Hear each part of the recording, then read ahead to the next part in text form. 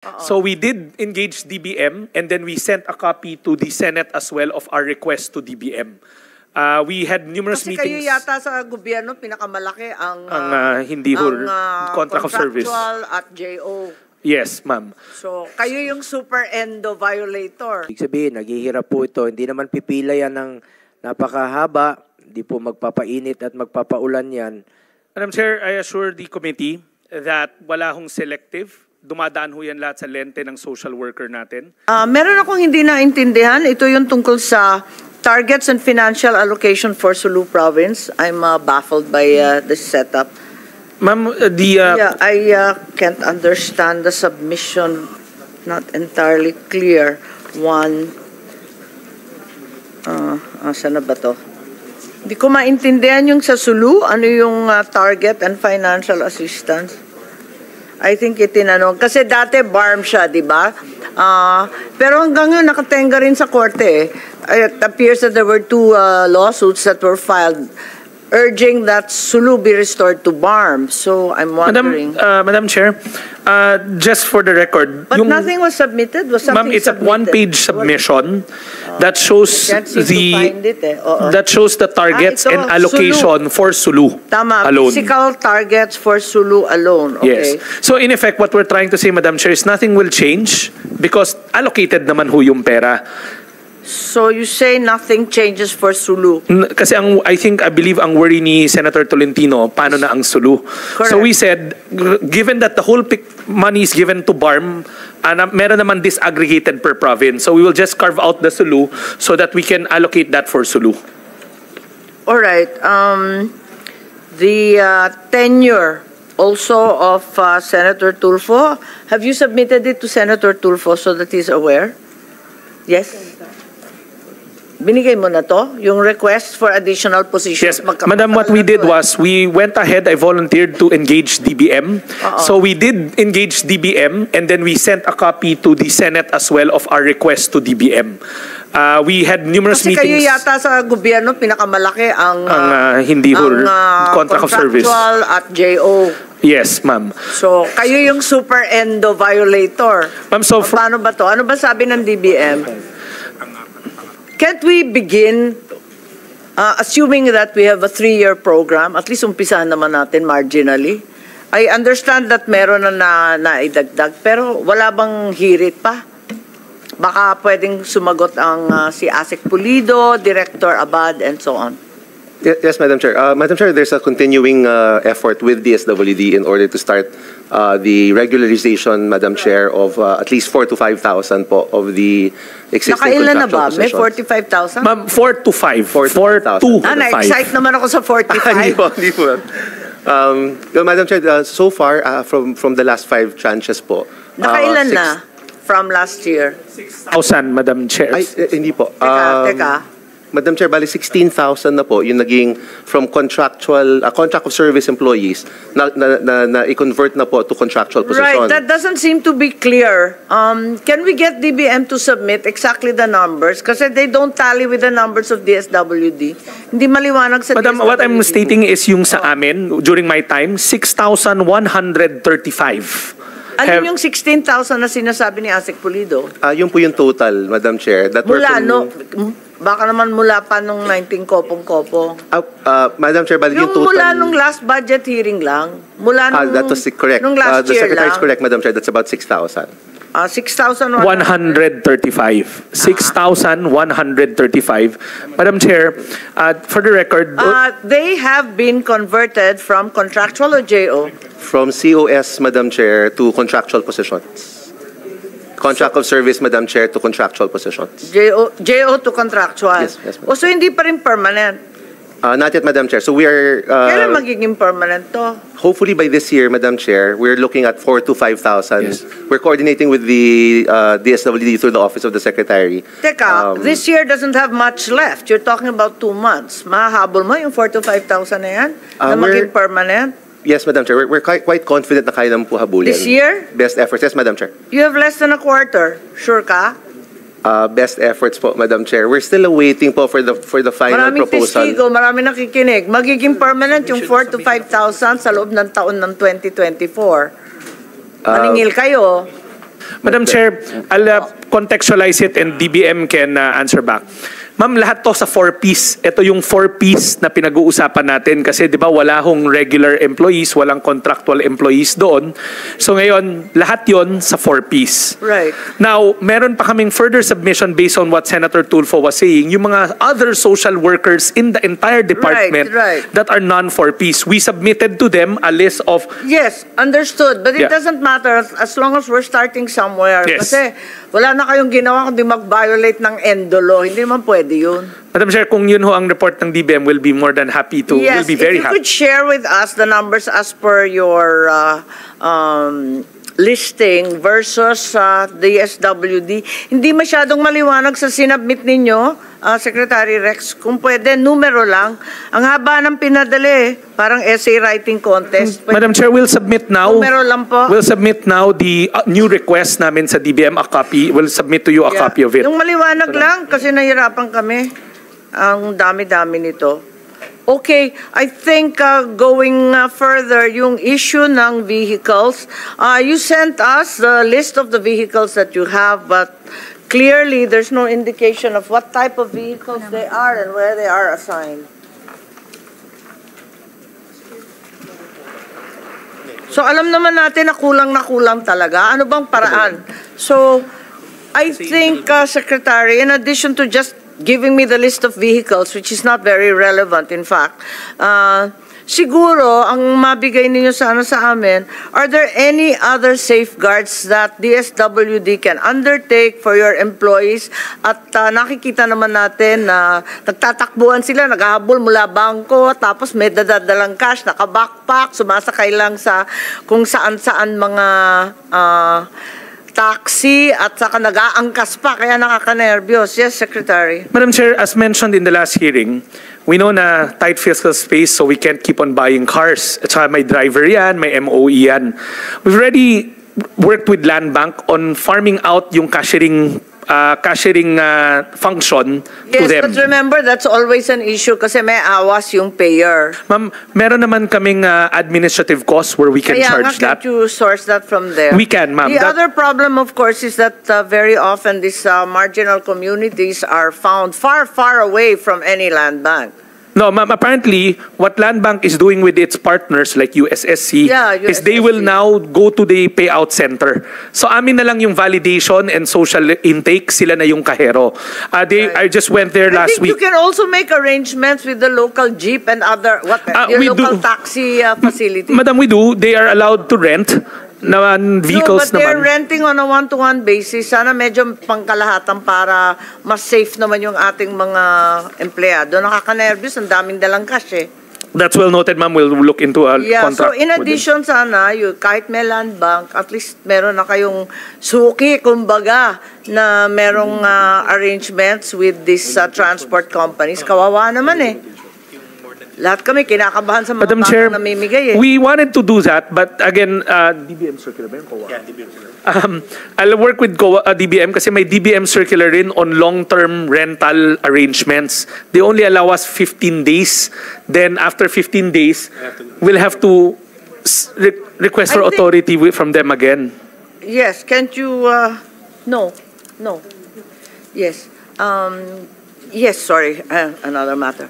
Yes, Pero naman nangyayari kasi we wanna engage no, in a what I'm long... trying to say is that can't you have a contract with the transport supplier? Madam, the DBM circular Para prevents at least us... may kasiguraduhan. Ma'am, ang problema ko in DBM circular prevents us from engaging long-term. Only 15 days, then we have to seek approval from DBM for a long-term contract, no? Long-term. Yes, given that it's an internal arrangement, you have a word with Secretary Amina. I will, ma'am. This is I'll take notice this and is I'll work with really, her. Becoming unnerving for millions and millions being carried on the backs of these poor JO some more.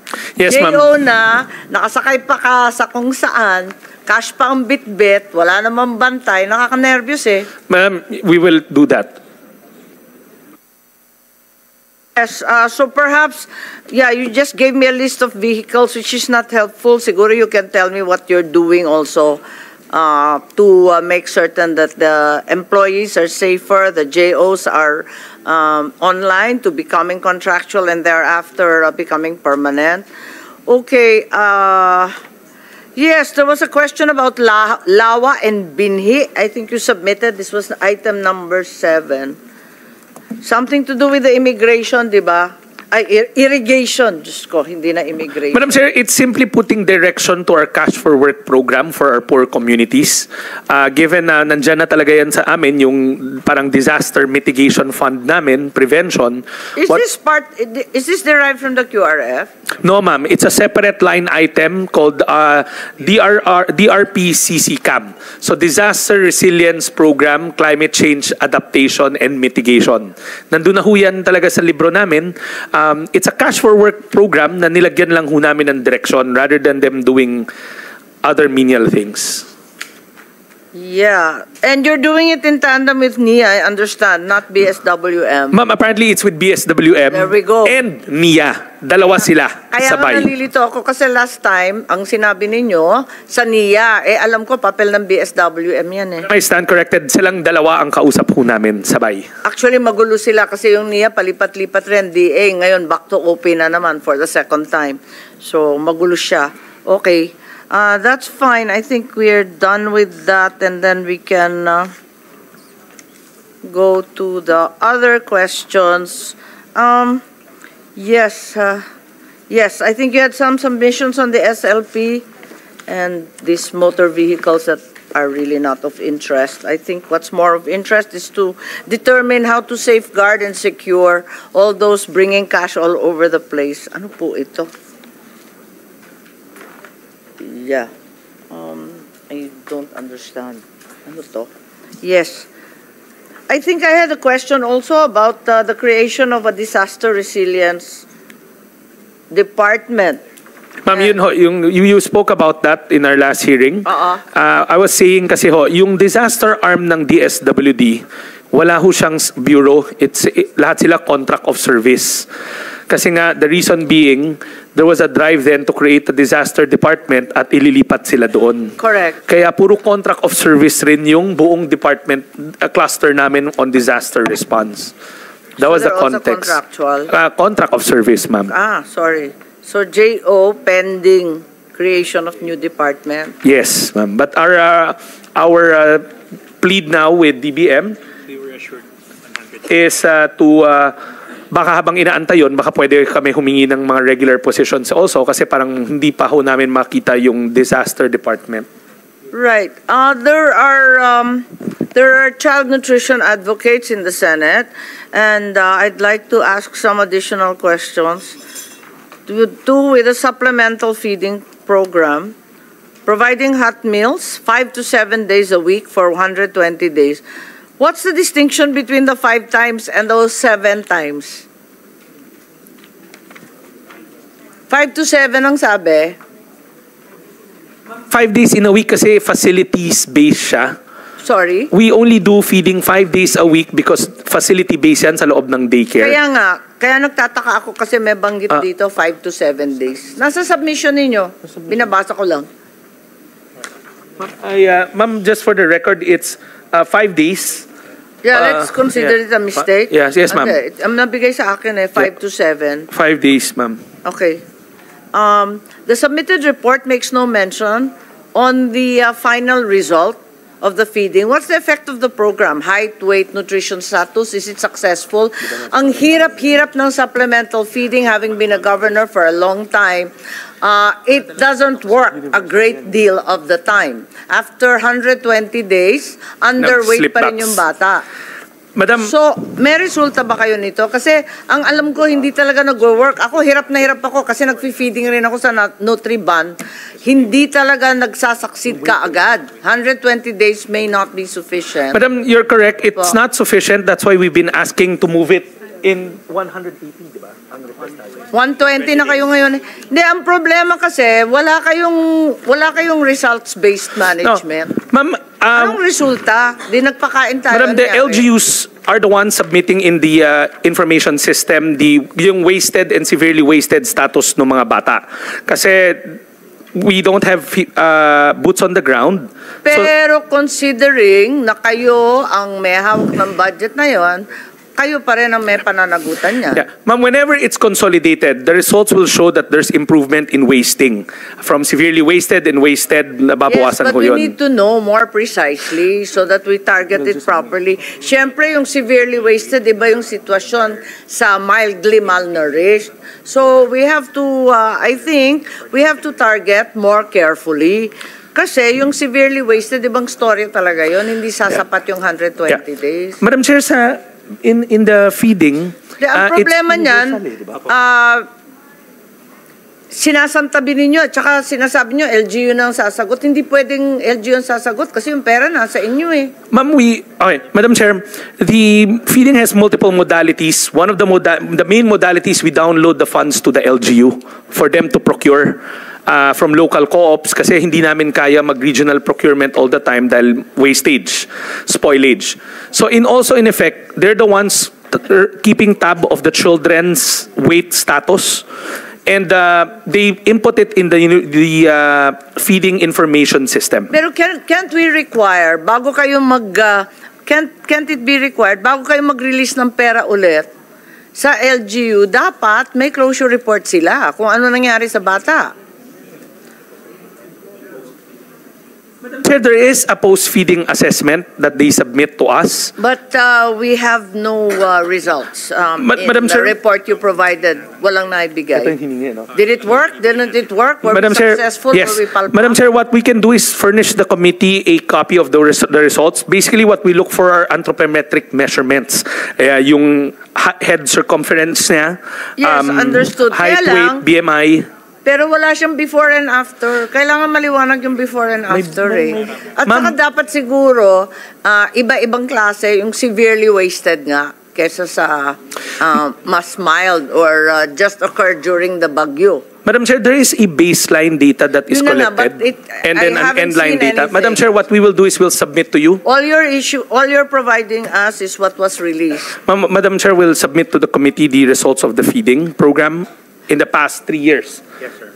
Because given the state of malnutrition in the country, it's not working, is what I'm saying. I'm not blaming you. I'm just saying that we need to get our act together between DSWD, DOH, Yes, and DepEd. Our nutrition programs are simply not working. Madam Chair, as we speak, there's a NEDA commission group with those three departments that you mentioned to synchronize it. We've given recommendations, for instance, sa amin 120 days, pero sa DepEd 180 days. The unit Tsaka cost... DepEd, it's too late. Matanda na sila, 7 Yes. years old na. Yung 1,000-day period is lost. Yes, Madam Chair. And then with DOH naman, puro micro-supplements na nag-e-expire. Puro vitaminang ine-expire. Madam Chair, yes. Ayaw nila magbigay ng pagkain, hindi ko maintindihan. Madam Chair, we can submit to you the nutrition continuity plan that we plotted. In that nutrition continuity plan, it will show our action and interventions in the first 1,000 days to include the new first 1,000-day grant ng 4Ps, and then the facility-based intervention, 3 to 5 in the daycare centers, and then DepEd's feeding program. Yes, we can I think submit I to need you. a more results-based report. We will, because, Madam Chair. Clearly, malnutrition's not moving. If anything, it's been exacerbated. We will, Madam. We'll submit to you, Madam Chair, the post-feeding reports that we have for the prior 3 years. I'm confused also by the DSWD budget efficiency with regard to purchasing rice from NFA. Kasi you buy at cost, have to resort to higher rates such as 45 pesos per kilo. And dealing with alternative suppliers upon NFA's waiver. Madam Chair, that's for the disaster. Yes, correct. So you end up buying at 45. Paano ba ang sistema dyan? Madam Chair, in the QRF, whenever we need to buy rice for our calamity boxes, Yes. we will have to buy it from NFA because of a standing executive order. Right. So now, recently, pag wala, then we resort to regular procurement. So that becomes 45 pesos Ma'am, upwards. iba-iba eh. Depende sa bantay presyo grid na binibigay kinukuha namin from the Department of Agriculture. Na kailanman hindi nasusunod. Ma'am, but we make sure that we buy only within the bandwidth given by the bantay presyo of So the what is Department the of present Agriculture. bandwidth, just as a matter of curiosity? Ma'am, 45 pesos to Yeah, alam 55 ko, pesos. hanggang 55 Yes, na kayo? ma'am. Okay. That's within the bantay presyo that they update every day in their webpage. Yes, so NFA sells aging stock at 25 per kilo. Unfortunately, ma'am, we don't get 29. Parang hindi nangyayari yun. Ma'am, hindi kami nakakakuha. Recently, they've been issuing waiver of no availability. Yeah. Ngayon lang, last Sa week. amin din. Pero last week, nakakuha kami for NCR, source from Region 2. So we're not going to buy commercially, we're going to get from NFA. Pero hindi siya 29 pesos, 38 pesos, ma'am, based on the new Kaya nga hindi ko contract. naintindihan kasi ang nakalista sa NFA, 25 pesos. Tapos with the 29 pesos, may 29, may 25 sila na sinasabi pag aging stock more than 3 months. Tapos may 29 pesos na sinasabi na binebenta daw sa inyo. Madam Chair, we'll submit to Sa the DA committee. Kadiwa. Pero yung rine-report ninyo, na iba naman. We'll submit to the committee, ma'am, our memorandum of agreement with NFA that states our buying price. It's at Right. 38 pesos. So at NFA now, you're actually, the real is at 38 pesos. 38 pesos, ma'am. So kayo na yan. Is that aging stock or No, fresh? ma'am, that's fresh. That's fresh. Aging stock, any idea magkano? Ma'am, we don't buy aging stock Ang daming because... reklamo dyan eh. Yes, ma'am. And remember, ma'am, ikakamada ulit namin siya sa box as stockpile. So kung walang calamity, lalong tatagal sa amin, baka the quality of price might not be usable na pag calamity. So we don't buy aging stock, ma'am. So no more aging stock. And so you have fresh stock and the going rate, more or less, 38 national pesos. average is at 38 pesos, not the 25 that NFA None, ma'am. keeps saying. 38 pesos. We Okay. have a memorandum of agreement that we'll submit right now. But in fact, during disasters, napipilitan kayo bumili at 55 pesos. 45 to 55. Oo. Eh, mura na ngayon kasi 60 plus kapag meron. Di ba? Okay. So, if I could just have that cleared up because iba naman yung sinasabi Madam Chair, we'll ng submit our NFA. memorandum of agreement with them. Yeah. No, well, more importantly, your buying price in the last couple We of will, months. Madam Chair. What we'll do is we'll summarize what we've bought Yeah. and then submit to the committee accordingly. Kailan sila last nag-issue ng no availability? Last week, ma'am, dalawa ko kasi. We have a packing center in Visayas. Sabi nila doon walang stock. But the one in Metro Manila, they said they have a stock. So last week, we got 2 types of waivers from them. One is certification na merong stock in Luzon and Right. then non-availability in Visayas. Okay. Isabela, may stock talaga. Yes, ma'am. That's where Marami. we're getting now for our NCR operations. Okay, fine. I just wanted to clear up. There were some questions about the 4-piece program. Your submissions have some discrepancies. The data you provided for 2024, I think the USEC in charge of the 4-piece, you're currently at 4.277 million households. From the start of the program, you indicated that you had 1.451 million households had exited. Yung 1.451, sabi nyo exited na yon, ano? So total of 5.728 households. In the same data, sinabi nyo na 6.472 have been served. So may discrepancy tayo. It's just arithmetic. Madam Chair, Bakit I'll may go through discrepancy it. ng 743,000? Madam Chair, if I may, and the Yeah. USEC can collaborate. Madam Chair, the target is always 4.4 million. But within months, merong nag-graduate, merong umaalis, may pinapasok ulit. So the current number of beneficiaries, tama ho kayo, is at 4.2. Yeah, That's the what you current. submitted eh. That's the current in our database. Oh. Now, yung sinasabi ho nyo nag-exit, sila yung nag-exit from inception of the program till current. Are you till saying from 2007 yan? Diba 2007 yun? Ang nipis naman yan. Ma'am, Kung 2007. Kaya nga, ang nipis nga. Ang konti naman. Ma'am, kasi di ba kailangan matapos yung mga anak nila from school and then they have a 7-year gestation period also. So, yeah. So, ang exit natin, Ang exit depende sa kung graduation. But that's 17 years. Siguro naman, under 18 years old lang ang covered. Madam na. Chair, With exit yan. With exit. Madam Chair, it's only been recent na nag-exit ang DSWD from the program. I'm sure you well know na noon there was a No, COA. may exit din.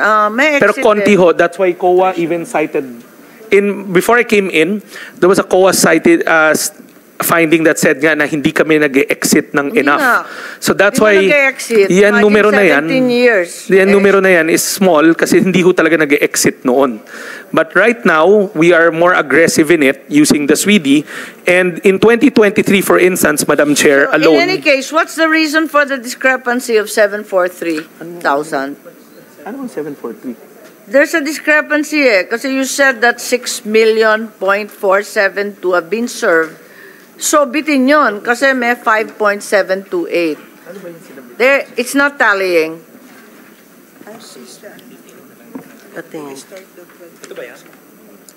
Unless they become eligible again. I'm just assuming that after COVID, they went right back to being eligible. Is that possible? Di ba tumanda na yung mga anak, hindi na pwede yun? Madam Chair, let me explain in a less complicated manner. Medyo mahirap sabayan pero please bear with me. Madam Chair, nung 2019, nagkaroon tayo ng listahanan. Inabutan ho siya ng COVID. So nung pumasok ho si Sec Tulfo and ako, meron ho mga portion na ini-exit massively. Almost 1.4 million yung in-exit. Na pagtingin namin, mahirap pa rin. I understand. I was there. I was So, already binalik chair natin for that. sila. We did return people who were inadvertently exited from the program. That's around 700,000. Yeah. Roughly, ma'am, 700,000 yung binalik natin. So are you saying that the discrepancy for the 743,000 is because they were restored, they were requalified? Yes, ma'am. We revisited them using the case management tool to determine kung mahirap pa talaga sila or hindi. Then binalik namin yung mga karapat Talagang dapat na mahirap ibalik. pa naman kahit in-exit ninyo eh. Madam Chair, pero ito kasi dapat they should not have been exited. Kasi di ba wala naman long-term effect siya sa employment at saka income of household. Actually, ma'am, Ang epekto lang niya sa vaccination at saka sa edukasyon. Ma'am, dun sa case management tool that we use, di ba, they graduate out also when we see that there's some type of economic sustainability of sorts.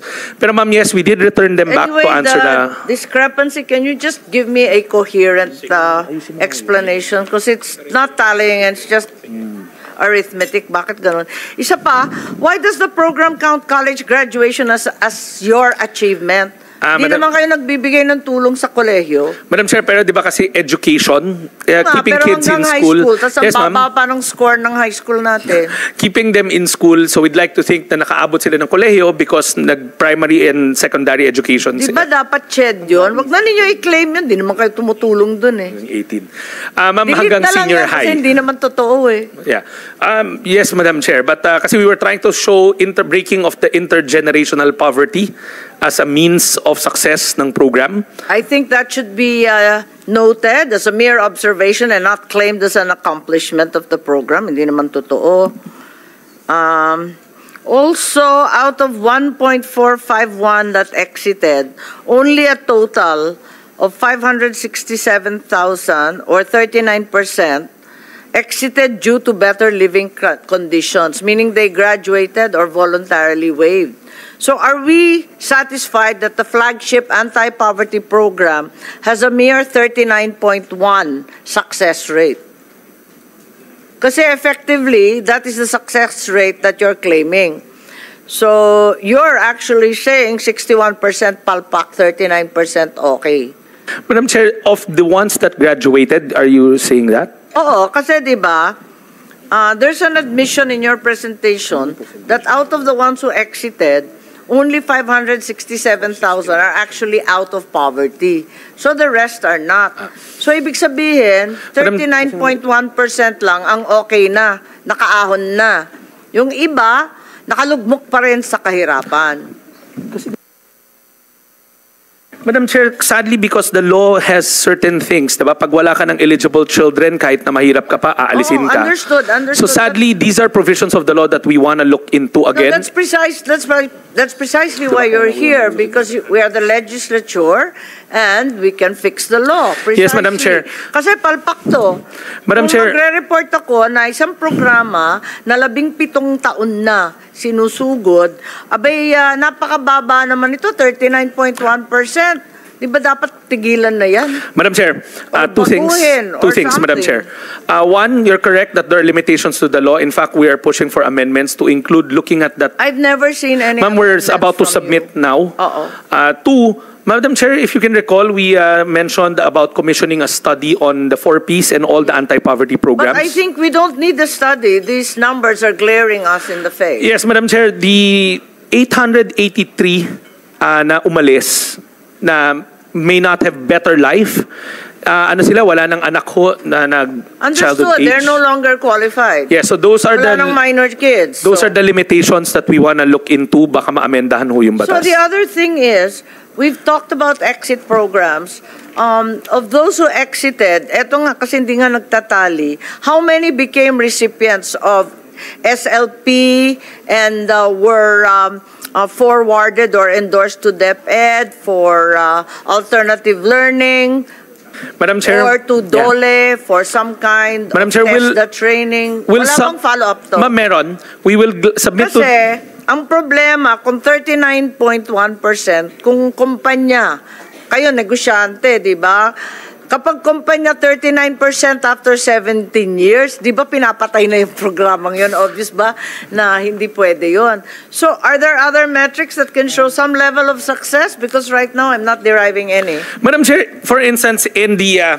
Ma'am, there's only one impact assessment that we use, the one that PEDS normally gives us. In the last impact assessment, they were looking at two variables. Education, which they said nga, there's still a lot to be desired kasi yung mga bata pinagtatrabaho pagdating sa senior high school pa rin kesa staying in senior high school. Pero in the health side of it, they were saying that, like you said, there's so much improvement already in terms of the health side ng mga poor families ho natin. Not perfect, but they said that there are signs that they're already developing the health-seeking behaviors that we want. But kulang pa, that's what they said in the last PEDS assessment in 2019. Aware of that, but can you provide some other measure of success for the 4Ps program? Kasi sa ngayon wala eh. Palpak Madam Chair, eh. that's why we In the commissioned... absolute measure of providing a new pathway out of poverty through 4Ps. Madam Chair, that's why there we commissioned... simply isn't any success to claim. Madam Chair, as mentioned in the past two meeting, that's why we commissioned those two studies. Kasi nobody has ever No, looked but in at... the meantime, even without the studies, ilan dito na nag-exit ang nag-avail ng iba pang Yes, programa ma'am, katulad we ng have that. SLP, Kalahi Sheets, kung ano man. Madam Chair, we will send you the committee a submission yung mga na-endorse at Baka nag-aral na-endorse naman sa kolehiyo. sa ALS, sa Yes. DepEd, sa SUC, kung saan We have that, TESDA. Madam Chair. Anyway, kasi wala akong mahanap na success measure dito eh. The other thing is that you are claiming the social welfare and development indicator as the tool used for the graduation process from the 4Ps. Do you assess all the 4.4 target Yes, Madam households? Chair. The links natin... Where did you derive the number 4.4? Madam, that's the database, but that's the universal that we should keep, 4.4. I don't understand. What do you mean it's the universal? In the, There's certainly more poor people than those. Definitely, Madam Chair, And there's the more. number of the poor who, in fact, have children under the age of majority will certainly be more as the years pass. How come we are stuck to 4.4 Madam Chair, forever? because one, nandun yun sa Philippine Development Plan na Pero target. I understand. And but, two, pero nasa GAA. But it's how can you say 4.4 forever when in fact population is growing? Madam Chair, we really want more. No, but I understand, even in the but I'm GAA, just saying, it's... you have to agree with me that pegging it to an absolute number forever is absurd. Definitely, Madam Chair. There we go. So, what would the real number be? 6 yan eh, diba? 6 million. 6 million. No, the ones who are really qualified. I don't think it's 6 million. You're all guessing. I don't believe so. Madam Chair, Dami-daming bata sa Pilipinas. Madam Chair, kasi that's the sad part. Our listahanan only is 2019. Understood, It's an old and you won't listahanan. have any more. But That- isn't PSA gonna... Yes, Madam Chair. So we're looking forward to getting the CBMS kasi doon namin kukunin yung data. Yeah, no, because, okay, 4.4 is what's stated, but you all know it's absurd. Why don't we question this? Madam Chair, we will and we have. And where will we get the data? What is the real number of qualified households? Alam naman natin, di totoo eh. Madam Chair, that's why we're Alam naman, 17 years, hindi lumaki yung populasyon. Labis-labis ang linaki, tapos ito pa rin. Madam Chair, that's why we're waiting for the new CBMS to come in. Kasi lumang-luma na ho yung listahan na natin. It is a 30% inclusion-exclusion error. Huh? So you have an assessment 5.5. process? You have an inkling of how many households are due to exit this year? Exit, ma'am, Madam Chair? Due to natural attrition? 500,000. 400,000, di ba? Anong exit mo this year? Ito yung sa L3, sa sa Exit. May projection ka ng exit, di ba? Akin na. Ito. 80,000, no? Sa next year, sir, 88,000, sir. Sa this year, Sa this year ay, 80,000. no, hindi pa po yan tapos. Ang ating target ngayon is, Chema. 300,000 yun, di ba? Less than 400,000, sir. ito yung mo, level 3. 327. Titigil ka na. Mali na naman yun sa'yo. Madam Chair, for this year, the targeted exit is 327,912. Yes, how did you assess that? Madam Chair, these are families who have achieved self-sufficiency based on the SWIDI, yung Social Welfare Indicator, when they were assessed by the case managers on the ground.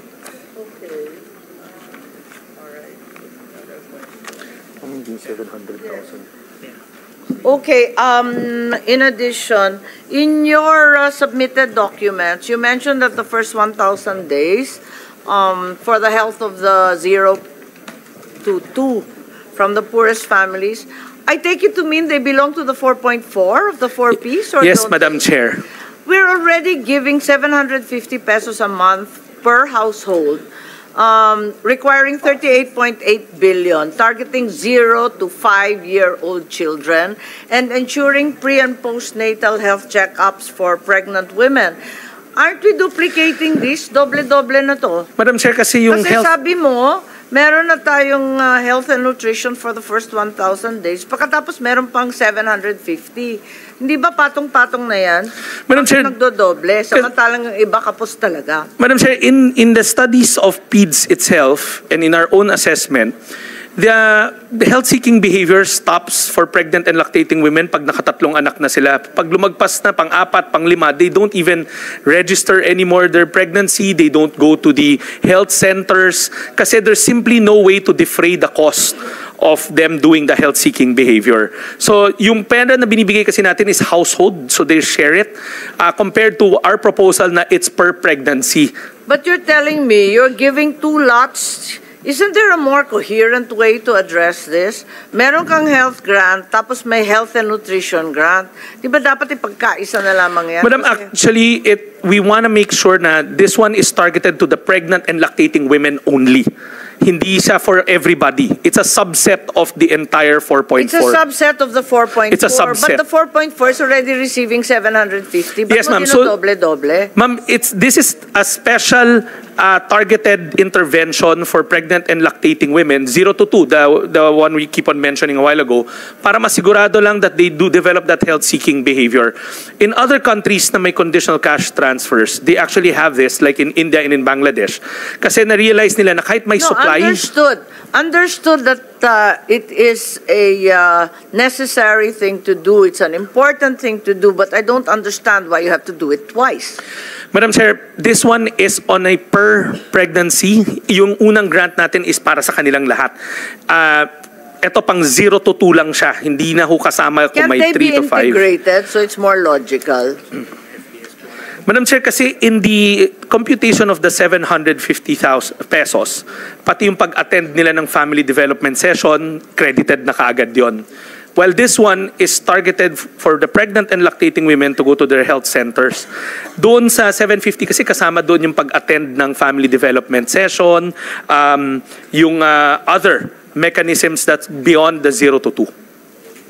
Yes, okay. I'd like to understand why hiwalay pa yan kasi parang I mean, it's clearly a duplication as far as I'm concerned because they're already getting something. So if you want to add, you can just top up to the 750. But it seems illogical. Madam Chair, we can. Basta we'll target it for pregnant lactating women. We don't mind. Dagdagan na lang. Yes, ma'am. We don't mind. Pero hindi naman pwedeng hiwalay na naman. Ma'am, it's just a matter of how we craft the amendment to the law. And we how can much incorporate it will it. It's 350 per pregnancy or 0 to 1 na bata. 0 to 2.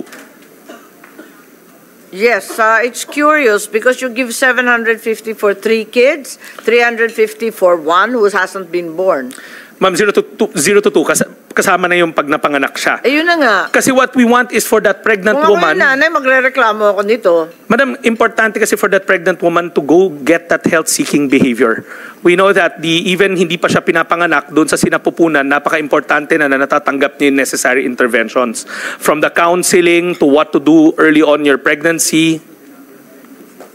And so you're not going to impose any limits on the number of pregnancies, considering that many have objected to this, saying that you are in fact exacerbating the problem of teenage pregnancy and solo parents. Madam Chair, if you Are you encouraging teenage pregnancy? No, we are not. It's already been cited by the World Bank as not only a social problem, but a widespread economic development. Madam Chair, in the same study for World Bank and ADB, they keep on repeating that there's no direct correlation between grants and having more children. Even PEDS is saying that. But in this case, kasi, if you do the math, 350 divided by how many days, that's only 30 pesos a day. So that's not a lot of incentive, but more of defraying the cost of going to the health center, commuting to get there during your pregnancy. It's trying to develop the demand side of it. So the intent is to give 350 on top of the 750 per month? Only for pregnant and lactating women, Understood, 0 to 2. But, okay. So they'll get a total of how much? Ma'am, depende kung ilan yung So 0 yung to 2 mo. 350, presumably for 9 months lang or whatever. Yes, correct, ma'am. But if, when 0 to 2. You exit when your child, you don't get that grant anymore when you don't have a child na 2-year-old. Kasi first 1,000 days, ma'am eh. Madam Chair. So for the period of 0 to 2, you're getting double. You get the 350 plus 750. From the period of 2 to 5, you're only getting the 750. Correct, Is that Madam correct? Chair. So, dapat laging buntis. Ganun ba yun? Madam Chair, again, one would think that, pero I don't think the 350 is enough to get pregnant kasi pag dinivide niyo yun, parang 30 pesos a day lang siya halos. 13 pesos a day lang siya if you divide it. So parang If you divide it, but you don't go for a prenatal checkup every day naman eh. Ma'am, one would say that 13 pesos is just really enough to defray the cost of doing the health-seeking behaviors. Other countries do it and they've seen success in it na kahit na maayos yung supply side, No, if I'm the not demand side against is it. there. I mean,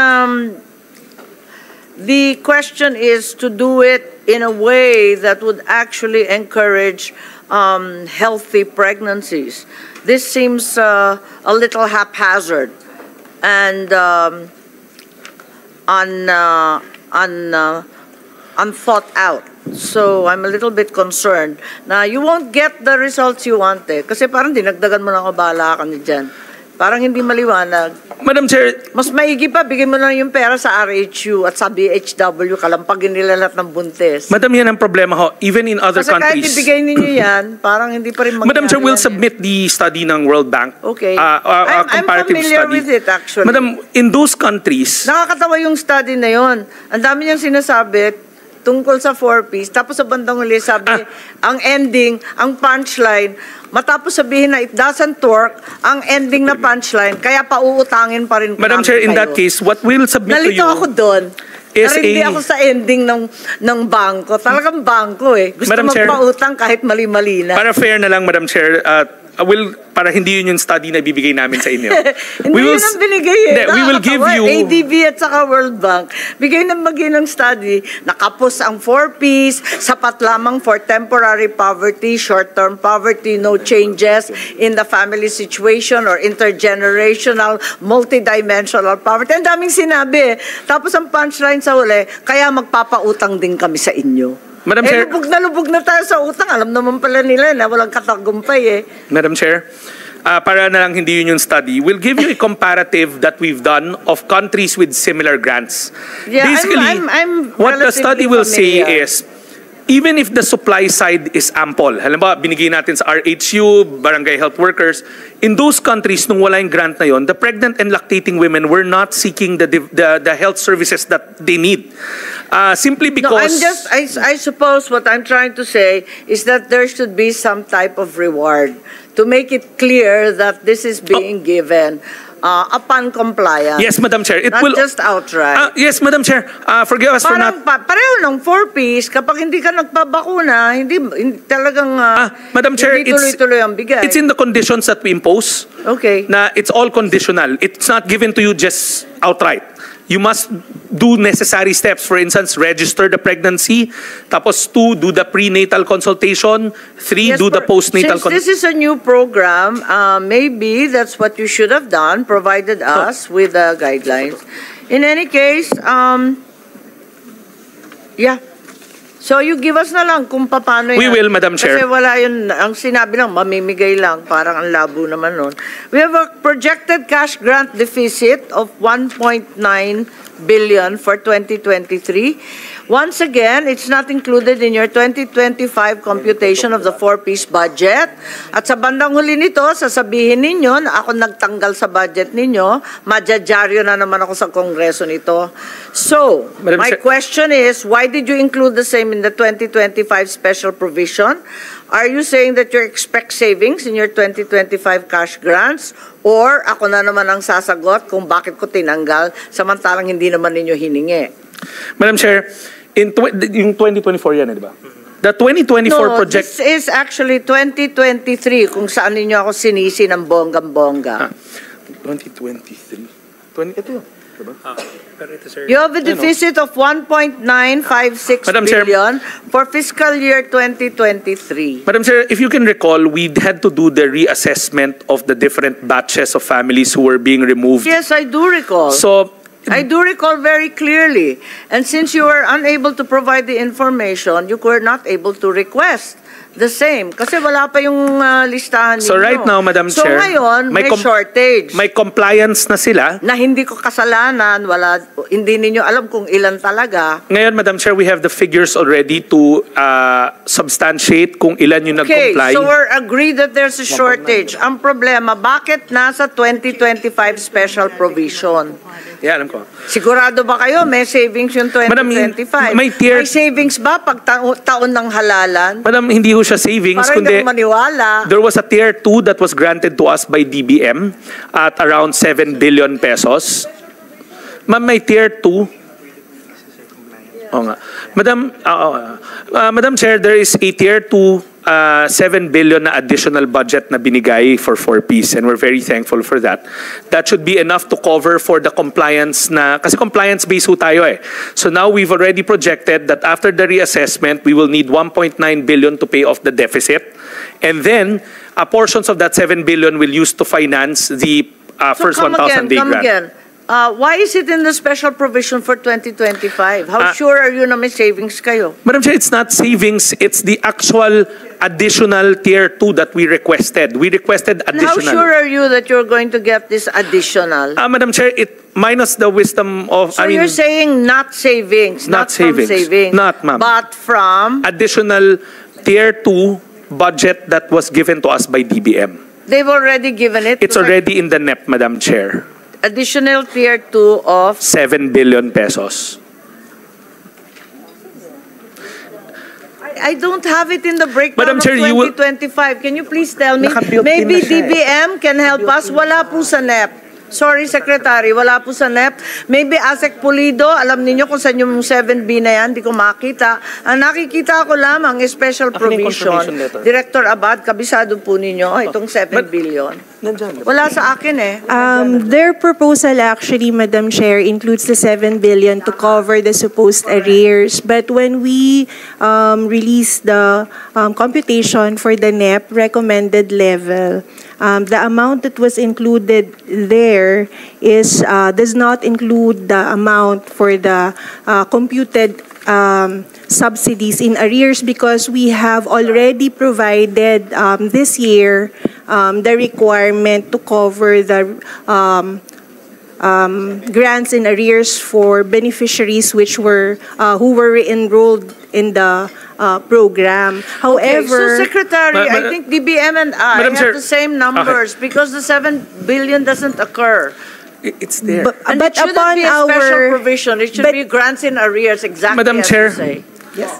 Yes, let's allow Director Abad to finish what you were saying. I'm sorry, we're all so rude and excitable.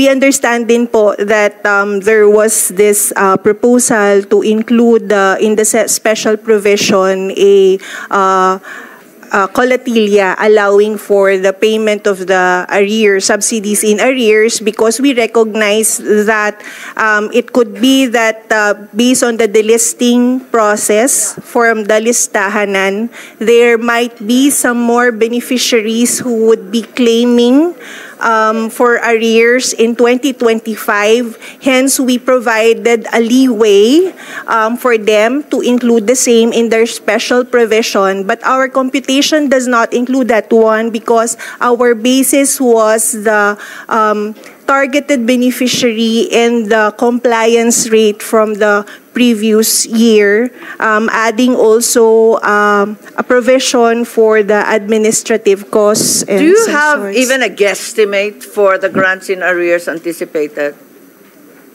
As of now, Madam Chair, we do not have, Yeah, but we necessarily you're awaiting but- their submission. Yes, Madam Chair, but we're looking at the possible difference between the targeted beneficiary, which is 4.4 million, versus the actual implementation, where the numbers would That's right. change, and which could effectively cover the arrears if ever there is, because we understand that the substantial portion has already been covered by the releases That's correct. this year. That's why I am thinking that DSWD in any case has an unobligated 4-piece allotment remaining. There's an outstanding balance because of the shortfall nga in the 4.4 target versus the 4.1 million actual. And there's an 801.4 million. Is this taken into account in your deficit computation?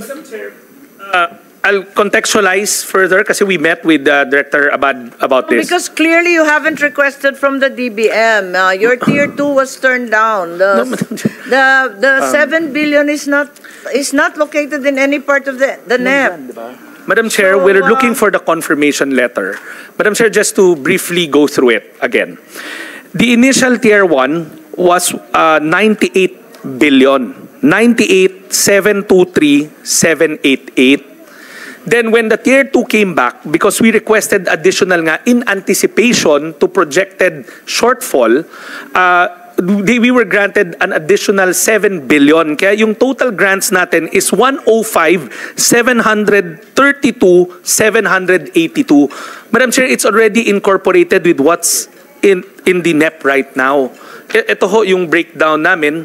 We can gladly submit it. We're just looking for the confirmation letter on the approval of the tier 2.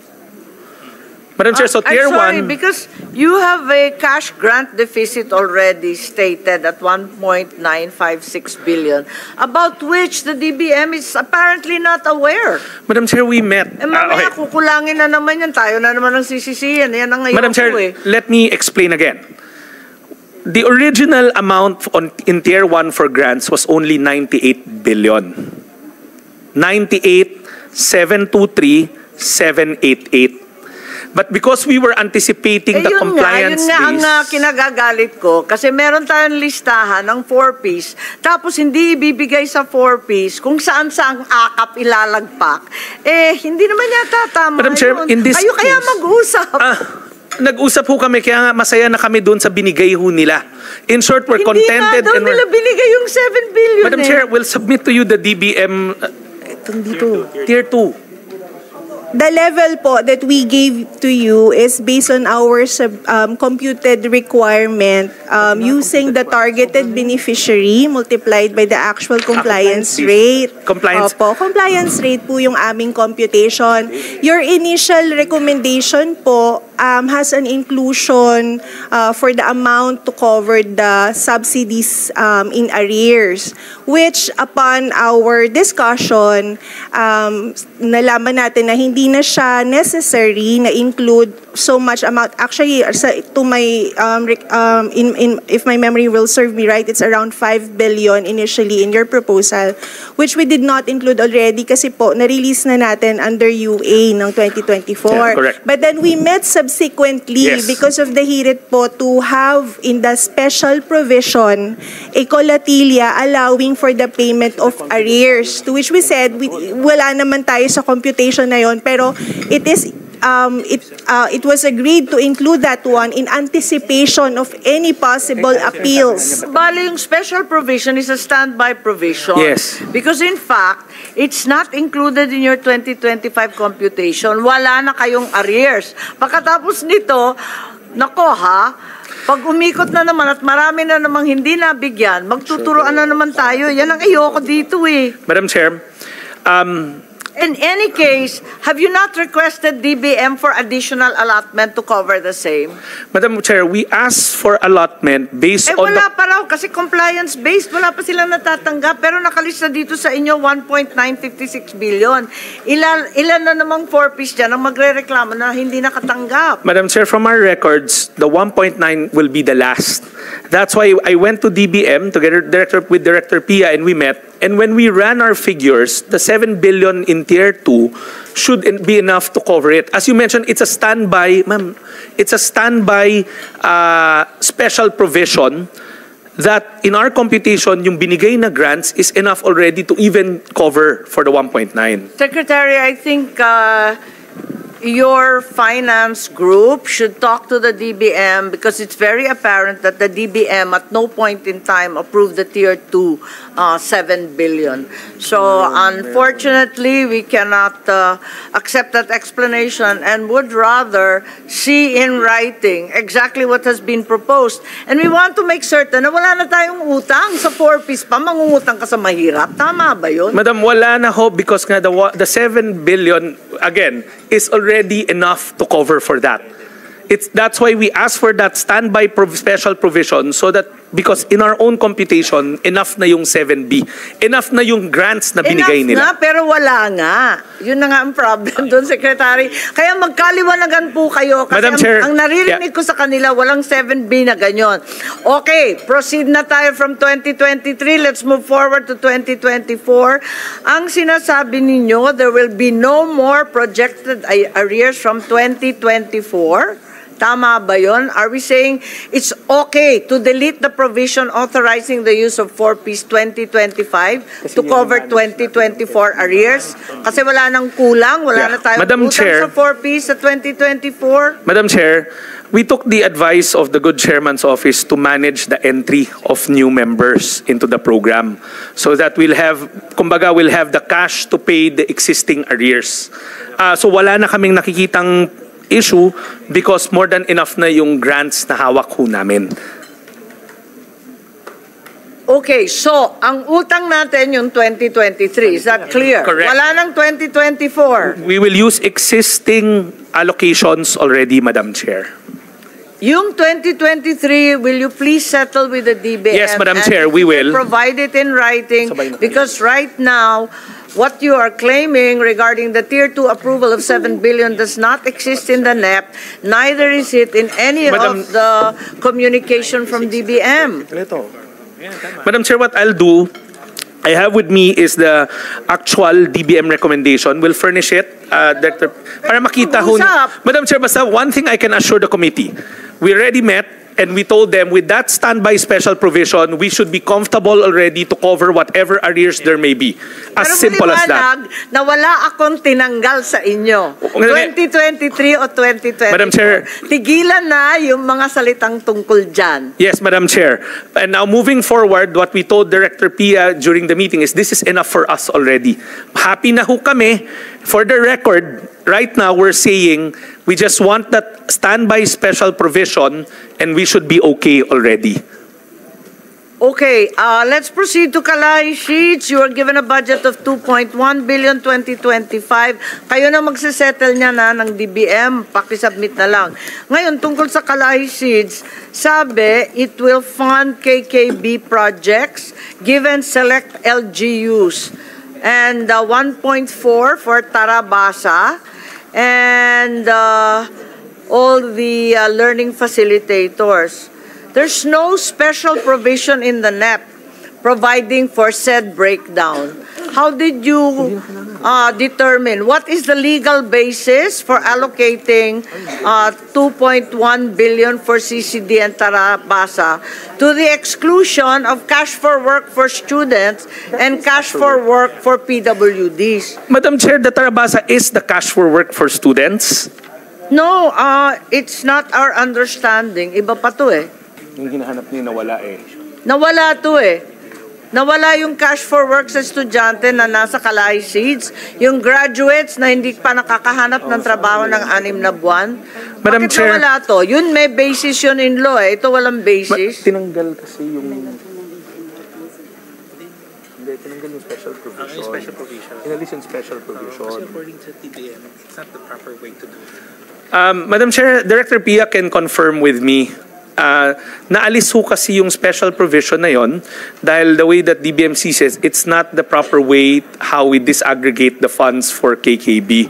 That's why inalis ho nila yon. And with that, nung inalis yon, pati yung budgetary allocation niya, nawala rin. Pero it's there. Okay, but assuming that's the case, ito, wala rin siyang legal basis. Saan to nanggaling? Bakit biglang may KKB dito Madam for Chair, LGUs, saka may Tarabasa? Saan to Madam Chair, nagmula? internally in our guidelines, that's how we disaggregate the funds for the KKB as community-driven But in the same way development. that cash for work for students has no basis, these also don't have any basis. Madam Chair, we As a can... matter of fact, the students have actually questioned this themselves, the Tarabasa, wondering how they're expected to render 8 hours of tutoring when in fact they're at school themselves. Madam Chair, it's done over summer break. Instead of giving them direct cash assistance without So any what is conditions. the status of the ongoing Tarabasa? Madam Chair, we're paying out already as we speak. So, wait. To clarify, there is no longer any cash for work for students, neither is there any cash for work for PWDs. Madam Chair, yung sa students, meron. Yun sa PWD, Ano wala. yung sa students meron? Ma'am, Tarabasa is the cash for work for students. They are made into tutors. But that's only for elementary education. We were talking about college students who had not yet, graduates who had not yet found work. This is an entirely different set of students. Madam Chair, that used to be a separate program na KKB, community-driven development for cash for work for PWD and for students. Iba pa ho yung sinasabi Kaya nila yun. so they were all removed. That entire subsection, that entire special provision, together with its budget allocation, was actually removed. Nawala ho yun, Madam Chair. Okay. And we would gladly welcome its restoration if the Senate believes that it's our competency, because we've been asking for it as well. I'm just mystified because you are giving, once again, this community-driven projects more emphasis when there are several budgetary items already addressing the same. And it's not necessarily your competence. A lot of this involves engineering, which clearly isn't the core business of DSWD. Madam Chair, we'll be happy if it will be restored back, yun sa PWD and yung sa students. Kasi to my mind, PWD is your core business. There's certainly the social welfare priority that's in our mind, whereas community-driven development involving farm-to-market roads, artisan wells, and so on are clearly not the business of social welfare. Madam Chair, it's, I don't want to argue with the chair, but based on the professionals in the department, it's the development side of the department, Okay. bringing countryside empowerment to the poorest communities, Hindi, pero to be ang able to sinasabi- identify... I understand development will cover everything under the sun. Ang tinatanong ko lang, bakit i-delete yung PWD? Madam Wala Chair, na nga tayong binibigay we sa mga agree with you, PWD. Madam Chair. We agree with you. Baka tapos tatanggalan pa natin yan. Madam Chair, we agree with you 101%. So, bakit walang cash for work sa PWD? Wala na nga tayong binibigay. Wala silang stipend, wala sila sa 4-piece, wala silang anumang ayuda. Pagkatapos tatanggalan yung kaisa-isa na lang. Madam Chair, for the record, we fully support the notion na dapat meron. That's why when we proposed it, meron ho siya. And we would gladly welcome its restoration. Okay, this Kalahi seed siguro kailangan we should revisit kasi nalilito ako sa priorities ng ating department. Naintindihan ko na may development reach, pero kung tutuusin, ginagawa yan ng napakaraming ahensya na kung tutuusin din, mas mahusay sa ganyan. Kung farm to market road, di hamak na mas mahusay yung ating DAW, ang DPWH, ang BSWM sa DA, ang NTFL-CAC, ginagawa din yan. Napakaraming gumagawa niyan, kaya hindi ko maintindihan, pinasukan ninyo yan at ginawa ninyong prioridad, samantalang yung may kapansanan, 0 ang binibigay sa buong budget ninyo. Madam Chair, we, again, when we proposed it, nandun ho yun, and we would welcome its restoration. We agree with you that that is something very important. Yes, that's your primary mandate. Itong pag-abot program, 807 million appropriated in 2025.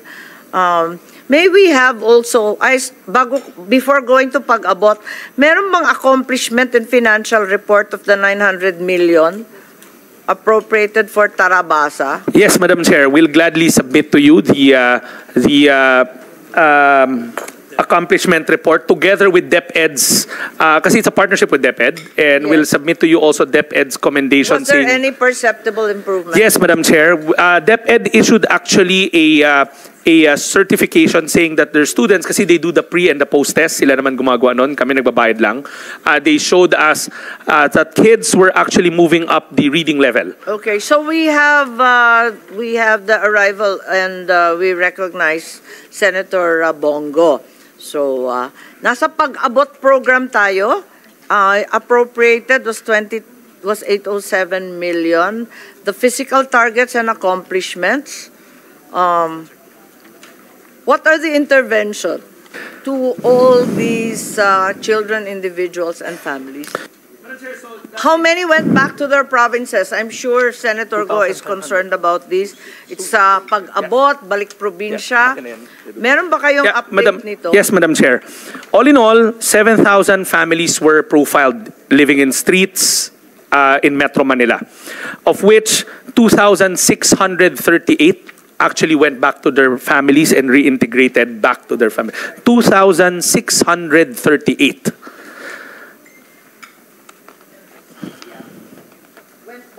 To their provinces and reintegrated with their families with the economic grants necessary.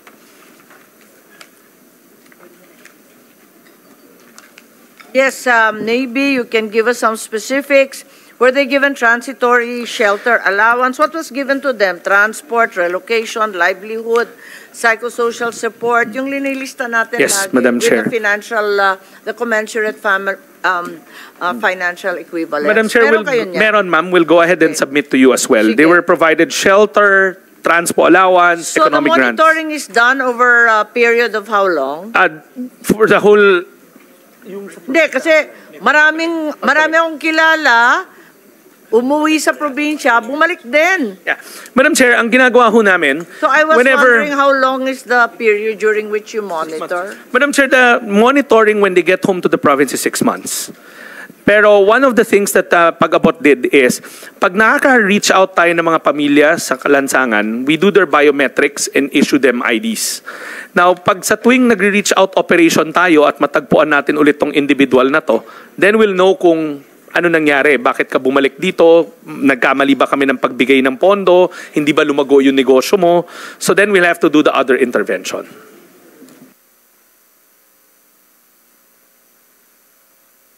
Okay. Okay, so I will await that. And 6 months is probably a little short, no? Maybe, kasi may maraming balita na nagsiuwian. Pag bumabalik ko sila dito, Madam Chair, as I mentioned, non-stop tayo ng reach-out operation sa lansangan. And then we'll make sure that pag na-reach out namin ulit sila, do the biometrics at sila pa rin yung parehas na individual, then we'll know na dapat pa namin i-monitor further. Okay, that being the case, we probably should have a word also regarding the shortfall with the Centenarians Act, ano? Kasi that's only affected now. Hindi siya kasali sa 2025. Meron bang magawa ko ng paraan? Medyo overexcited yung mga tao natin. Madam Chair, unfortunately, it's been moved to the NCSC already next year, kaya wala na sa libro ho namin yung Centenarian, pati yung expanded Wala rin Centenarian. sa kanila eh. Meron na? Meron ng dagdag na 3 billion? Sigurado tayo, parang nakalimutan ko kung meron eh. Okay, Yes. sige. Meron. And perhaps we can now recognize Senator Go if he has opening statement or further questions. Magandang umaga po, Madam Chair. Sa lahat po ng empleyado ng DSWD. Itong sa mga balik loob program, balik probinsya, may bagong tawag na ho kay Pag-abot, pag-abot. bagong pag-abot. So saan ho sila pwedeng lumapit sa ngayon, no? Siyempre, bago na yung pangalan. Baka hindi nila maintindihan bakit bagong ano yun, Because, Madam Chair, just to contextualize, hindi na rin ho namin sila inaantay lumapit, kami na umaabot sa kanila. But they can approach any DSWD office anywhere in the country and we'll make sure that they get home to where they want to go home. ano pong libre sa kanila if ever na qualified po sila? Madam Chair, everything. We give them transitory housing muna. And then number 2, we give them the transpo allowance. And then number 3, they're also given immediate cash assistance. Number 4, pagbalik ho sa probinsya, they're given the livelihood grants. Kasi marami nang nakauwi sa probinsya noon sa Balik Probinsya program. But check your regional offices po. Kung nabalikan na sila, nabigyan na ba sila ng livelihood. Kasi meron rin po mga nananawagan sa atin na hindi nga sila na-contact ng DSWD. Lalapitan lang ba nila ang mga regional offices ninyo? Madam Chair, yes. And for the information of the committee, yan ho yung mga nakabalik noon. 597 yung na-validate. 597 ho na accounts yan, of which 404 na ang na-validate and due for payout already. So, pag meron pa ho, they can come to our offices anywhere in the country, then we'll keep on tallying them. Ito ho kasi mga nakabalik noon during, from my understanding, even before, during the pandemic. So parehas lang yon. Parehas lang ho, Madam Chair. Parehas na tulong po ibibigay sa kanila. Same package ho. In fact, we adopted the original pay package of BP2 and added more to it. Sige po. Salamat po. Basta open po yung opisina nyo dito. Yes, Madam Chair. Second, maalala nyo po na merong JAO, Joint Administrative Order, na last year pa po ito na napag-usapan between offices po, no, under Malasakit Center. Part po kayo ng batas sa DSWD, PhilHealth, PCSO at DOH na pwede nilang lapitan para humingi sila ng tulong, di ba? Para mas mababawasan po ang babayaran sa kanilang pagpapa-hospital. Una-una lalapit sila doon sa one-stop shop sa Malasakit Center. Babawasan po ng PhilHealth sa hospital billing, tutulong po ang DOH at tutulong rin po ang PCSO at finally po doon sa JAO na pinag-usapan ay pwede yung tumulong dapat ang DSWD sa medical assistance program. Kasi ngayon po, di ba, pamasahe lang po ang tinutulong ninyo or financial assistance. So malaking tulong po ito sa mga kababayan nating mahihirap, mga pasyente, na hindi na nila kailangan magmakaawa, humingi ng tulong sa iba't ibang ahensya ng gobyerno pa. Since itong JAO na to, it will allow you to help through medical assistance, no, sa mga pasyente. Kumusta na po ito at nagsang-ayon naman po kayo rito, Mr. Secretary, na makakatulong po ito sa kanila aside sa pamasahe, mas mabawasan ang kanilang babayaran sa hospital billing. Yes, Madam Chair. In fact, we are already in receipt of the amended JAO last week from DOH. It's right here now. It's due for legal review lang sa department namin, but I assure you we'll sign it in the soonest possible time. Kakatanggap lang ho namin late last week from the Department of Health that will contain everything that we want to from it, na pwede na hugong mag-issue ng guarantee letter ang DSWD on top of the other agencies what they're giving. Sa tingin nyo, malaking tulong rin po ito. Mas mababawasan pa ang kanilang babayarin sa ospital. Yes, Aside Madam from Chair. pamasahe, mas makakatulong na kayo through medical assistance. Yes, Madam Chair. That's why precisely in the last meeting, we also reported that social workers have been deployed in all the malasakit centers from our own records. Kasi we believe nga that it's the first point of contact of patients that need help. Na hindi na nila kailangan magmakaawa pa sa iba't ibang ahensya ng gobyerno. Yes, Madam Chair. That's why we have been following this up at nasa amin na ho ngayon.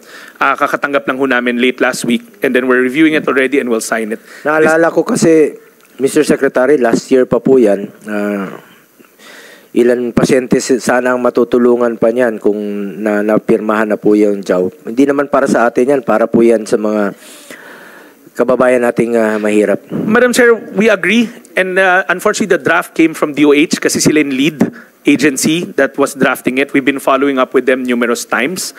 Kahapon, last week lang ho nila pinadala sa amin and we'll sign it. We'll make sure na sa mabilis na panahon ma-promulgate ho to. Ang nag-craft ho kasi nito is DOH because most of the agencies inside, I believe, are attached to DOH more than DSWD. Parang supplemental kami in nature. But we support it, we agree with it. Madam Chair, baka pwede hong ma-settle na po yan before po na ma-aprubahan po ang kanilang budget po. Yes, Madam Chair, we'll gladly accept the challenge. This week, we'll have the legal office review it, bring it to my table, and sign it. Salamat po, Madam Chair. At itong, maalala niyo po, last year, meron tayong mga pina-follow up po sa inyong opisina.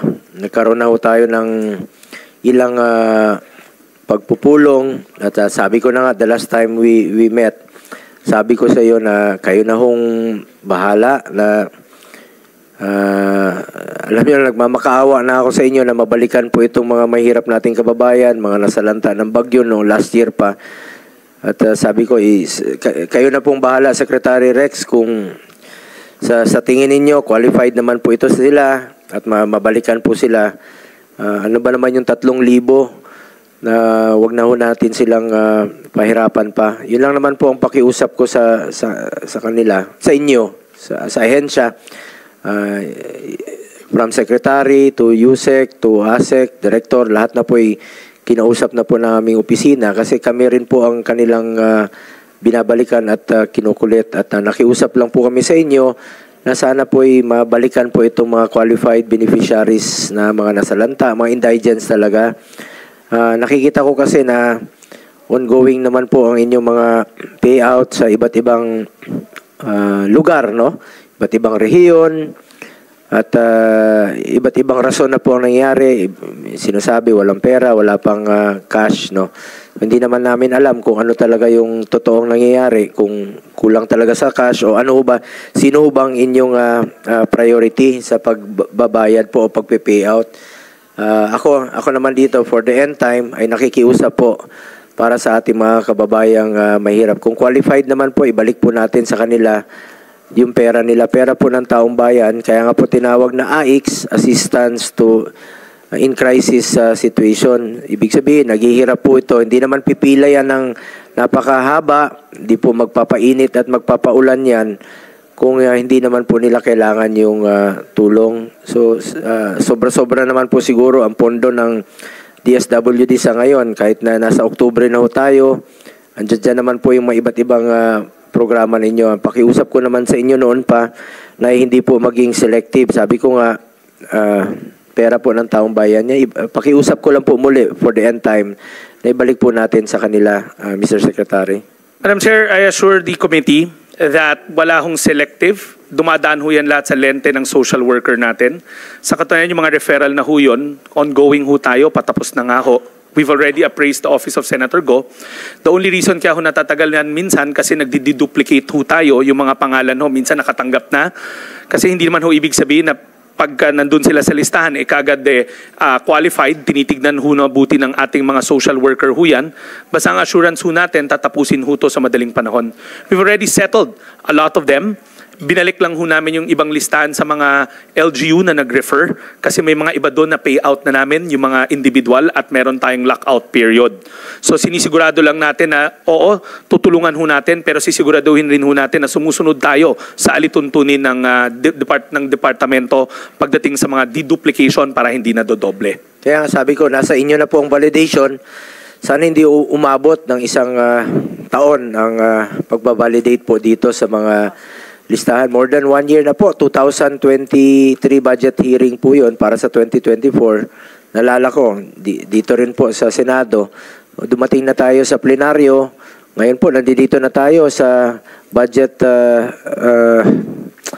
hearing ng 2025 budget. Baka kukulangin pa yung pamasahe nila sa follow up po sa inyong mga opisina. At Secretary Rex, narinig niyo ba yung nangyari sa Zamboanga? Nabasa ko lang po sa Facebook, no? Video showing isang congressman na lumuhod po begging sa regional director ng DSWD sa Region 9 na matuloy po ang kanyang payout. Isang kongresista rin po ito. Nandito yata siya. Nandito ba siya? Ayun, sabi niya, ipaparating raw niya sa komite ang kanyang reklamo, no? So gusto lang nating malaman kung anong totoong nangyari dito, kung hindi mo ba naging selective ang pagpili ng mga beneficiaries.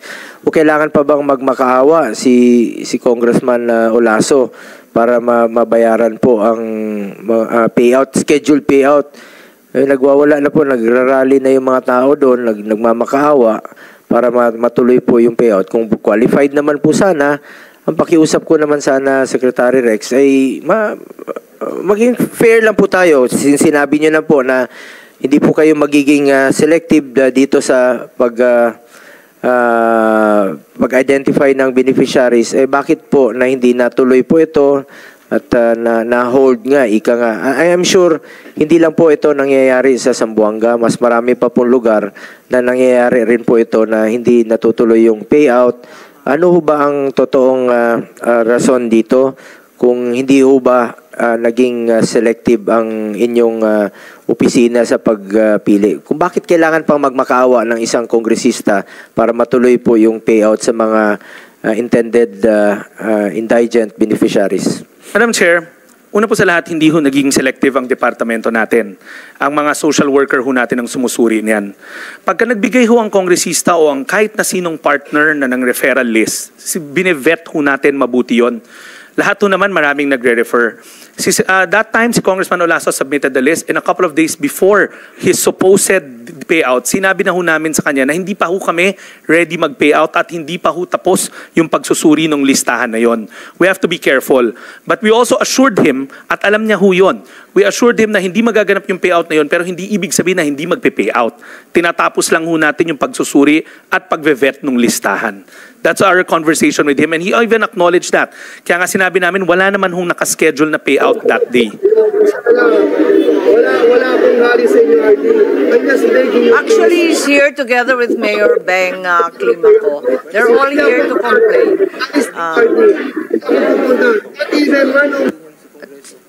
At saka hindi naman alam naman natin na hindi lang yan ang kauna-unahang pagkakataon na nangyari yan. Marami ring nahinto ng payout sa Surigao del Norte. Nangyari na rin yan sa North Cotabato. Marami na talagang ginagawang ganyan ang DSWD. Huwag naman kayo sasama sa politika. Wala pa eleksyon. Mas politiko pa kayo kesa sa amin. Madam Chair, no, we told Congressman Olaso ahead of time na hindi ho matutuloy yung payout kasi hindi pa ho kami tapos dun sa pag-vet ng listahan. Ito pa, Sec. Rex, no? I'm sure, galing po kayo sa political family. Kapatid mo, tumatakbo. Fortunately, wala naman sigurong kalaban. Hindi ka ba naging selective sa pagpili ng pagbibigyan mo ng mga ayuda, no? Halimbawa, Quezon City. Hindi ka ba naging selective sa pagbibigay ng AIC sa mga officials doon sa pag-identify nila? Alam mo, Secretary Rex, alam mo, bilog naman ang mundo. What if ikaw na yung kandidato pagdating sa 2028? And I'm sure darating naman yung puntong gano'n, no, na magiging kandidato ka muli kasi you belong to a political family. At alam nyo naman nung panahon ni dating Pangulong Duterte, ang Valenzuela ay kung ano mga pangangailangan doon sa inyong ospital, sa inyong dalawang ospital, sa mga indigents doon, when you were still the mayor, nagkapalitan na lang kayo ng iyong kapatid, ay binibigay talaga what is due, especially doon sa mga indigents. Yung talagang mga kababayan nating mahihirap po. Matagal na rin po kayo sa local government. Alam nyo naman po yung sino talaga yung deserving at nangangailangan. Yun lang po ang pakiusap ko sana. Hindi po ito maging selective kayo sa inyong position at hindi po ito, kaya ng sinabi ni Madam Chair, Senator Amy, na hindi po ito magagamit sa politika. Dahil tandaan po natin, darating rin po ang panahon na maaring kayo rin po ay maging kandidato at kung ano bang mararamdaman nyo na magkakaroon po ng selective yung agencies tapos ikaw hindi ka pagbibigyan. Atin dito sana po ay maging pantay-pantay po ang ating trato at wag ho ito magamit. Napakahalagang opisina po ito, itong DSWD, at hindi po dapat magamit ito sa politika. Dahil wag niyo pong pagsamantalahan ang kahinaan po ng mga kababayan nating mahihirap. Naghihirap na nga, magmamakaawa pa sila para matanggap nila yung ayuda mula sa gobyerno. Tandaan natin, hindi nyo po pera yan, hindi natin pera yan, pera po ng taong bayan yan at dapat po ibalik sa kanila. Yun lang po ang pakiusap ko for the end time po sa inyo, Secretary Rex. Sana maging pantay-pantay po ang inyong pagtrato dito. At sana pakinggan na lang po natin, nandito naman siguro si Congressman Olaso. Pakinggan natin ang kanyang hinaing kung ano talaga yung totoong nangyari since meron naman tayong hearing. Dito po, bigyan natin ng due courtesy. Bago mapunta doon, Senator Bong, kasi mahabang diskusyon yan, hayaan na natin si Secretary at si Congressman Olaso. Maalala ko lang, may update ba tungkol sa investigasyon na ipinangako ng DSWD tungkol kay VP Sara na sinasabi ng ating VP na tinatanggihan lagi ng DSWD ang kanyang mga request para bigyan ng financial assistance. Kapag raw nanggaling sa OVP, hindi naman pinapagbigyan, kaya't napipilitan rin sila sa OVP na magbigay ng tulong sa mga nangangailangan. Madam Chair, lalahatin ko na ho. Una, hindi ho pinagsasamantala ng DSWD yung pondo ng DSWD para sa taong bayan ho yan. We agree with that. Number two, as we speak right now, lahat ng tanggapan namin nakabukas. Araw-araw may mga lumalapit at araw-araw ina-assess yan ng ating mga social worker. Pagdating mo doon sa investigation na yon, Madam Chair, pinangako Madam Chair, and I will report na magkakaroon ng investigasyon tungkol sa mga request ni VP na lagi na lang tinatanggihan. Madam Chair, I'll report now. Madam Chair, with me is Assistant Secretary Ulysses Aguilar. He's the one that handles the referrals from the Office of the Vice President. Agad-agad, kinausap niya yung handling officer sa kabila, si Director Norman. If Director Norman, si ASEC Yuli will gladly give the exchange of text messages. Kasi tinanong namin sa kanya ano ba yung issue para alam namin ano yung titignan. In fact, ang sabi niya, wala rin ho siyang alam kasi lahat naman ng referral daw nila, lugod naming tinatanggap. We can furnish you the screenshots, Madam Chair, but we have to ask permission of Director Norman if he will also consent. But the screenshot of their exchange is there kasi tinignan namin, we wanted to know kung alin. That's why ASEC Yuli came into the picture. We asked Director Norman na normally nagre-refer. So we will gladly show you the exchange of messages. Yes, kung maaari lamang para matapos Madam na Chair. yung usapin na yan. Dahil parating inuulit-ulit. Yeah, Madam Chair, and also if I can also add, we'll also submit to the committee a copy of a plaque that we just received middle part of this year from the OVP saying that we're a valued partner, that we would always help the referrals. Meron din ho kaming parangal ho doon and we'll gladly submit it to the committee as well. Yes, if we could put that on record, that Yes. would put the matter at rest and we can be Yes, clarified Madam Chair, on we will have to the seek concern. the permission lang of Director Norman kasi it's a private Okay. exchange between the two of them. But Yes. on our side, we will gladly furnish you the screenshot, Yes. provided that Director Norman will also agree because of data privacy. Thank you very much, Secretary. We'd be very grateful for the update. In the meantime, if you could be very brief, Congressman Senator Tolentino has just arrived. We're trying to wind down the hearing, having already requested specific documents, including documents required by Senator Francis Tolentino. I think the issue concerning Congressman Olaso was raised. The Secretary has stated, Congressman Olaso, you can sit, but if you could be very, very brief, because Secretary Rex has already said that he had told you beforehand that the payout Director, was Madam Chair, not- the regional director. director had informed you beforehand that the payout could not occur because the list had not been verified. And of course, you went on media and said otherwise. Madam Senator, permission to speak. Congressman Kim Radan Olaso from the First District of Zamboanga City. Ma'am, that is a negative, ma'am. Hindi po totoo. We were already scheduled, ma'am. Yung payout namin scheduled on the 12th, on the 11th. Unfortunately, Secretary, after the filing of my candidacy for mayor last Tuesday, October 8, the following day, Wednesday afternoon, I received a call from DSWD telling me na hindi na matutuloy yung payout. Sabi ko, bakit? Ano nangyari? Sir, pinahinto sa taas. Sabi ko, bakit? Hindi pwede Madalas kasi... naman nangyayari yan sa amin lahat eh. Yes. Sabi ko, if that would be the thing, sabi ko nga, dapat give me a written letter. At least I can show that to the people na pinahinto sa taas. But the point of view there, walang written letter. And even the regional director nag-text sa akin. Sabi niya, sir, ayaw kong maipit. So sabi ko, I cannot stop the payout not unless you'll give me a written letter. Wala pong galing black and white from the SWD. That's my basically point of view.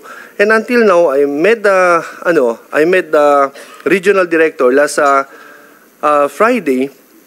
Sinabi ko, ano nangyari? Sabi niya, wala talaga. Sabi ko, please come here, nandito sa payout. Pumunta kayo dito. Wala naman pumunta. So pumunta yung staff niya, pero hindi pumunta si RD. But pumunta doon, sinabi lang sa amin, stop yung payout. Ganun lang.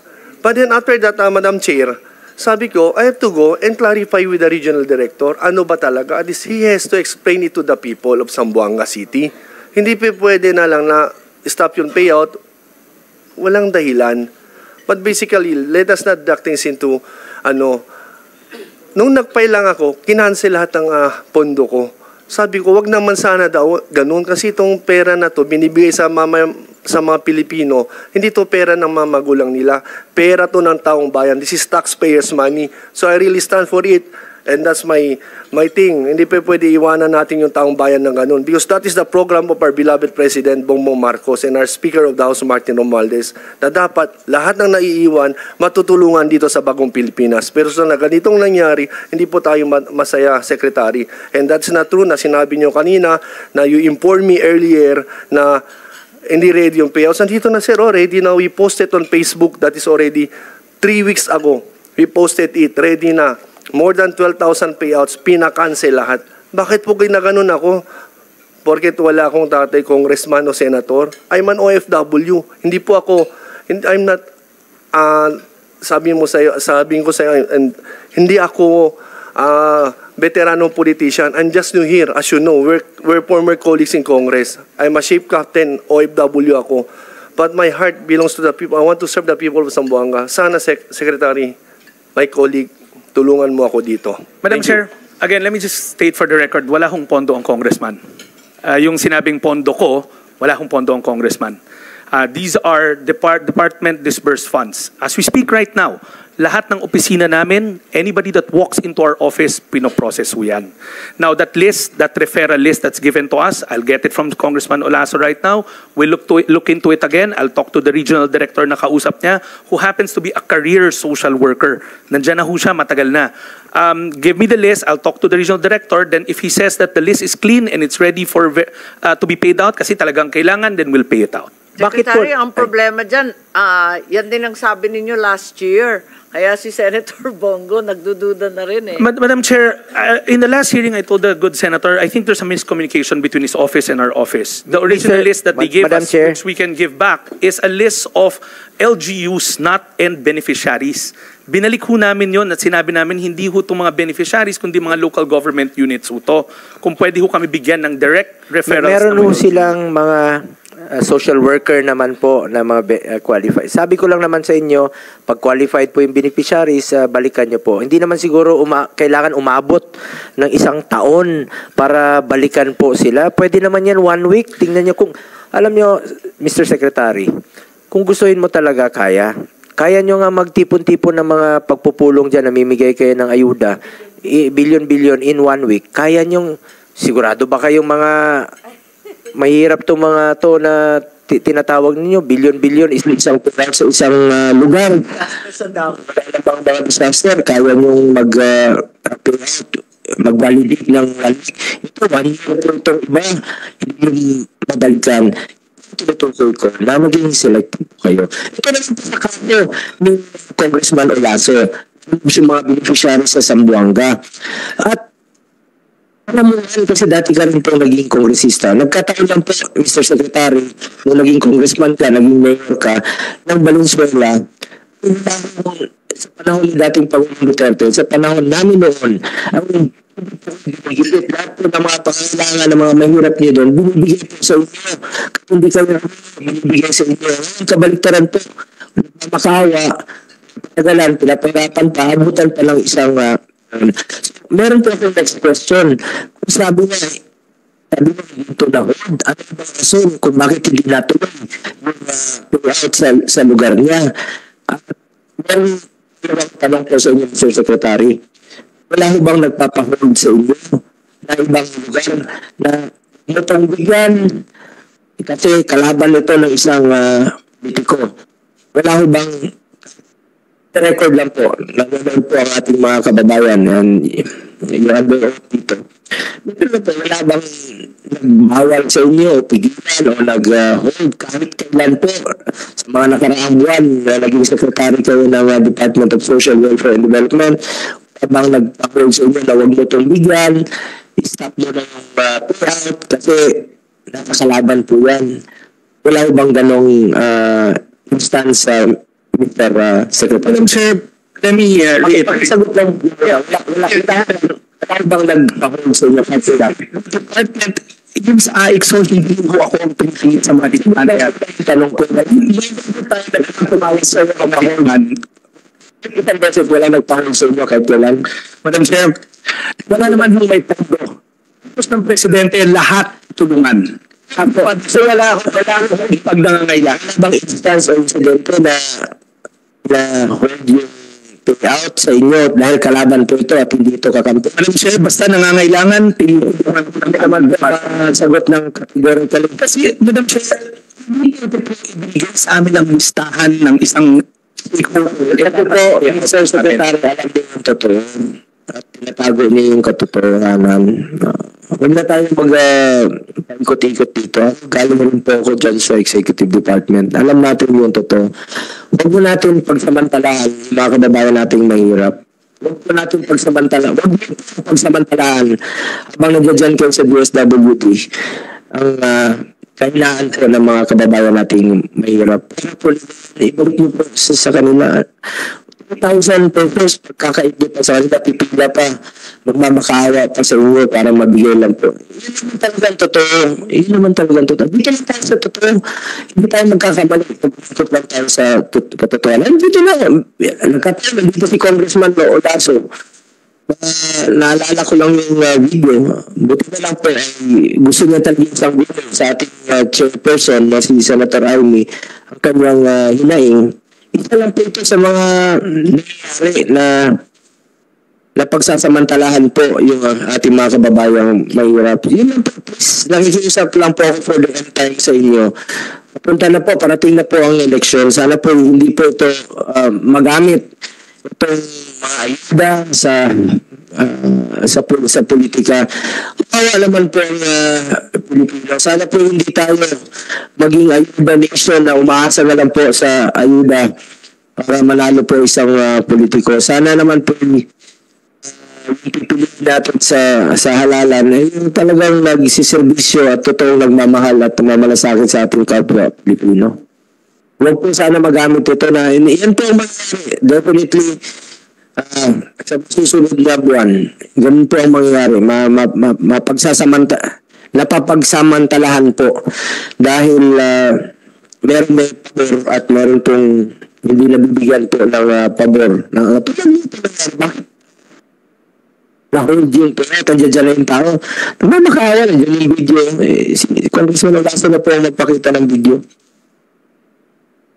Again, as may assurance, I'll talk to the regional director na kausap ni Congressman Olaso to thresh out the matter. Thank you. Thank you very much. As I said earlier, this isn't the first time. There have been complaints from many offices, including the OVP. Kinakailangan talaga panagutan ng DSWD kung bakit nangyayari paulit-ulit itong mga pagkakataon na ginagamit kayo na mas politiko pa kayo kaysa sa politiko. Wala namang ganyan. Ang mahirap ay nangangailangan ng tulong at yan ang mandato ninyo. Hindi ang mga politiko na nanakot, nag-uutos, nagsasabi sa inyo ng kung ano-ano. At okay, with that, I think we wind down this hearing. Meron akong hinihingi tungkol sa food stamp. Yun na lang pala ang hindi nabanggit, nakita ko lamang. Wala pang updated report. Alam ko na may 300,000 maliit na pilot. 5,000, Madam Chair. 5,000, mas maliit pa lalo. 3,000. 3,000. Ma'am, the report is almost ready. We'll get it from ADB and submit to the Kung committee. pwede lang i-share para meron kaming masabi kasi marami pong interesado dyan sa food stamp problem. At I think Senator Go. I move to suspend the deliberation of the DSWD budget pending the submission of the documents the Secretary committed to submit, such as the signed joint administrative order on the medical and financial assistance to indigent patients at yung iba rin pong mga beneficiaries no, na hindi pa ninyo nare-reconcile. Yun lang po. Yes, Madam keeping Chair. in mind, Senator Go and Secretary Gatchalian, that in fact the last day for the submission of the reports is October 18 from the subcommittees to the Mother Committee. What is the timeline we had in mind for the deferral of this department's budget po? Upon submission na pa.